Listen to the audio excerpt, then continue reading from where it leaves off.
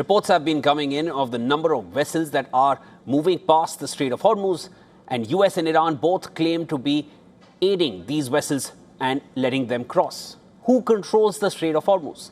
While the strait remains highly volatile amid stalled negotiations between US and Iran, a new report now suggests that Washington may have helped coordinate the passage of around 70 commercial vessels through this strategic waterway in recent weeks. And officials have told the New York Times that many of these vessels switched off their transponders to avoid being tracked when going through this waterway. And shipping analysts told the English Daily that most of these ships appear to stay closer to Oman, away from Iran's coastline.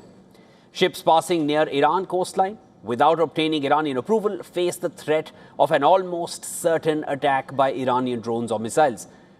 And this is all as per the New York Times report. Before the US-Israeli strikes on Iran in late February, well over 100 commercial ships would pass every day through this strait. So the US coordinate passages, which may be an average of 3 vessels crossing per day over the 3-week period. And that's where you arrive at that figure of 70. But it does not represent a big comeback for shipping. It is far lesser than the daily average that existed before this war started. A spokesperson for the US Central Command said that it has not deployed naval escorts, but continues to coordinate with commercial vessels seeking safer passage. While Iran's closure of Hormuz remains in effect, the US blockade on Iranian ports launched in mid-April also continues. According to CENTCOM, operations in the Gulf of Oman have redirected 116 vessels so far, largely cutting off Iran's oil exports. But Iran still has significant sway over the strait. Many ships continue to use the route that sails close to Iran's coast, an indication that ship owners and governments are coordinating their passages with Tehran. Iranian media reports 28 ships transited through the waterway under Iran's Revolutionary Guard's security just in the last 24 hours. Tensions remain high in the waterway. The US today said that it has struck Iranian military sites over the weekend, while Iran said that it responded by targeting an American base, marking the third known escalation in a week around the world's most critical energy choke point. And at the same time, Kuwait was busy intercepting incoming missiles and projectiles.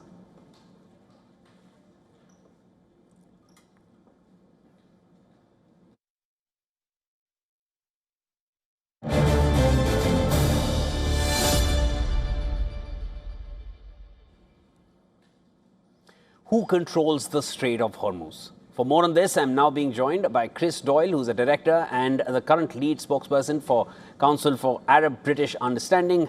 Mr. Doyle, always a pleasure speaking with you. Thanks so much for making time. Let's start.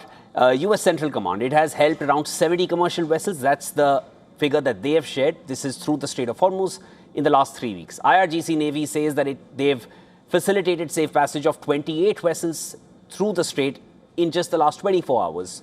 Now, ships passing near Iran without obtaining Iranian approval, they're almost certain to get attacked by Iranian missiles. So there is a threat, there is a fear of Iranian missiles.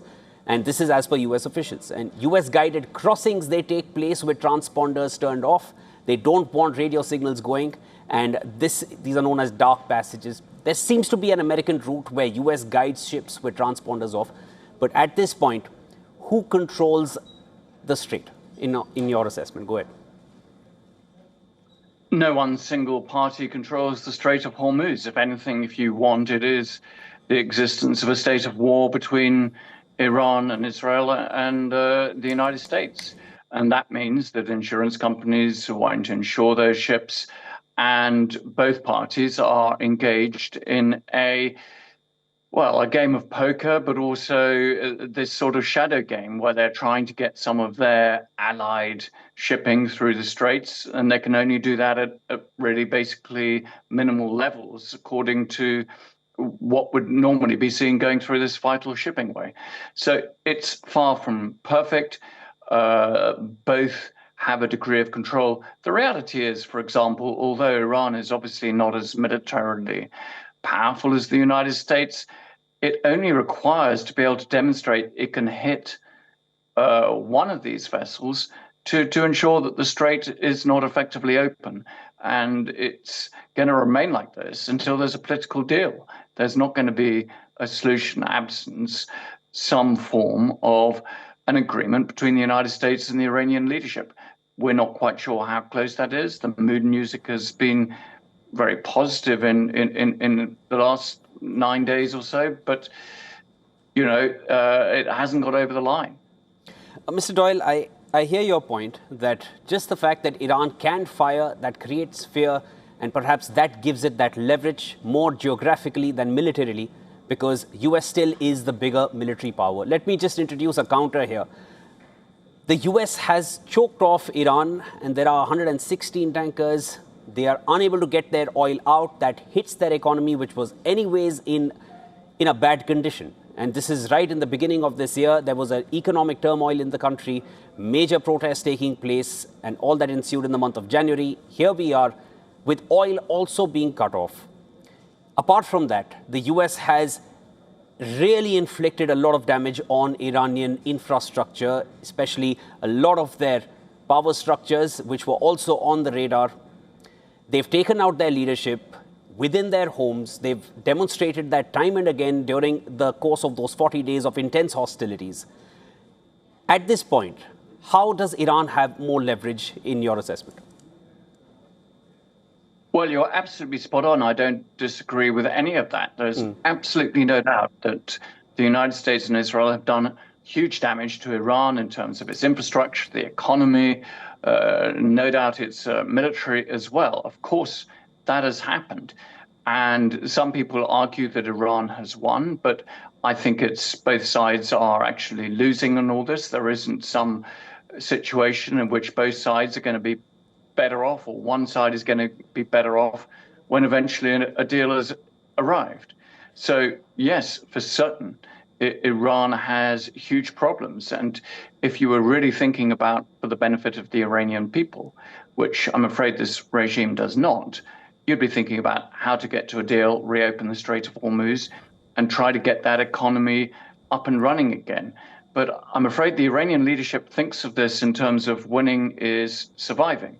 That actually the very fact that there is still the same regime, albeit some of the leaders were killed, in place and still functional, still able to take attacks to neighboring states and indeed to exercise this degree of control over the Strait of Hormuz, that to them is winning.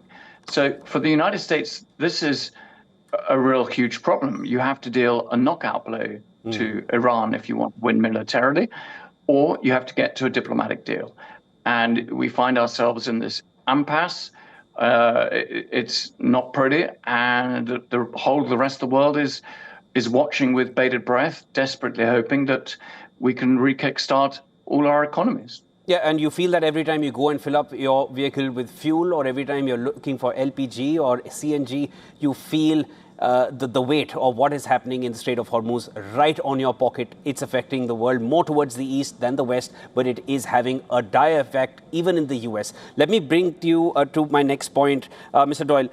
US forces are not escorting. We continue to coordinate with commercial ships seeking to safely transit the Strait of Hormuz. This is quote unquote by Captain Tim Hawkins, Central Command spokesperson. The US force, the US military, strongest in the world, they're having to ask ships that if you need our help, we can guide you, but you'll have to switch off your transponders and only then can we move. Is there a sense of fear in the US that they don't want this to escalate any further than it already has? Has Iran been able to inflict that fear in the US?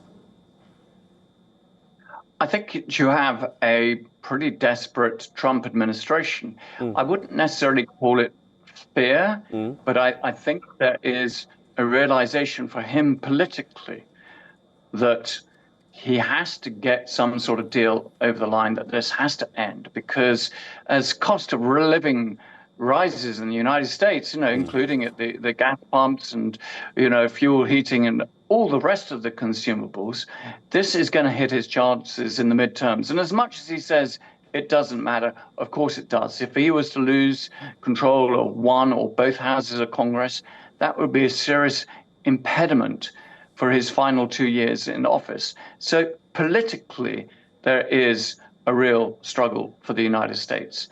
But I think, in terms of militarily speaking, that there's not. They are reasonably comfortable. But they cannot just keep this up forever because of this stranglehold on the Strait of Hormuz. And also, let's not forget, the ability of Iran to escalate still further, that it hasn't actually reached the limits of what it can do because you still have the Bab el-Mandab Strait that runs between Yemen and the Horn of Africa. That also could become another choke point using an Iranian ally, the Houthis, there to attack shipping. So it is that awareness that Iran has other options as well that is there. Now, we could get back to a direct military confrontation because of the desperation of the Trump administration. I think this would be more akin to a short period of bombing, maybe a few days. But just let me come in there. Another point that I'd just like to substantiate in my counter-argument to you. The fact that Project Freedom was started, there was build-up behind Project Freedom. The US is going to provide escort services. It's an insurance policy to all these vessels that are unable to transit through the Strait of Hormuz. We'll protect you from Iranian firings. And then one day later, it stalled. Now they're doing it, but switch off your transponders. Only if we're not close enough to Iran, we can guide you. That's the way they're doing it.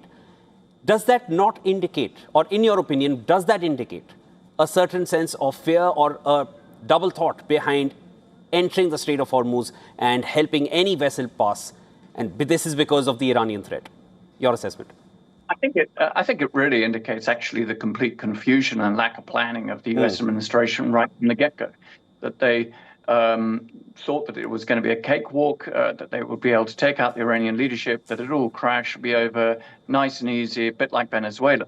So when the White House makes announcements saying we're going to escort and protect shipping, and then pulls back from this, it is because of a realization that actually they don't have the forces absolutely in place to be able to do it, to be able to stop these fast boat attacks, these drone attacks, these ballistic missile attacks, and that they can't actually guarantee the safety of these vessels because it's impossible so to do.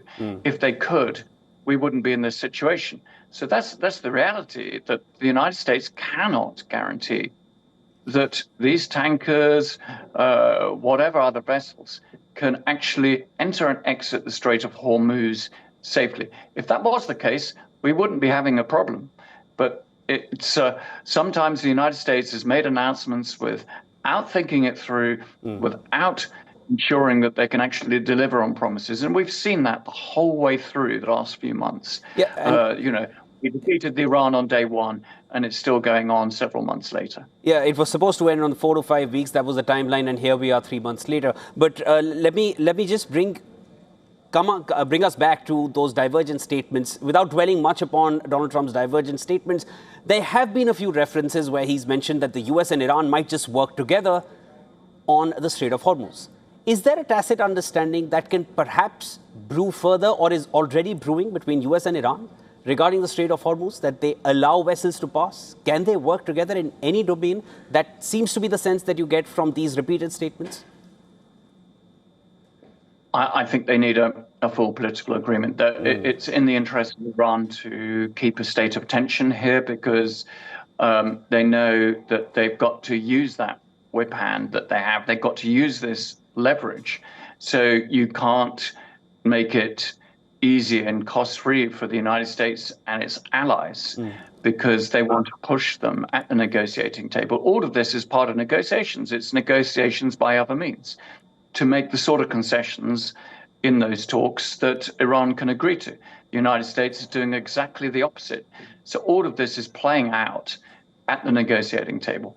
This is all about positioning themselves in the strongest possible position, prior to making a deal, which they ultimately know will have to happen. It's very unlikely, I think, we're going to get into a full-scale war and land combat. So, it's a very messy.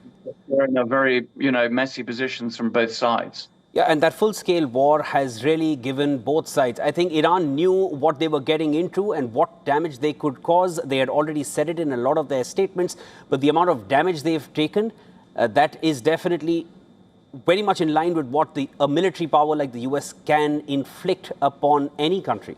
But on the other hand, there have been some realizations for the US. And that's the sense you get because of how their own allies across the world did not want to have any part of this war. It was just the US and Israel. And Israel also largely after the initial weeks really got diverted towards Lebanon. So it was largely the US and Iran going at it.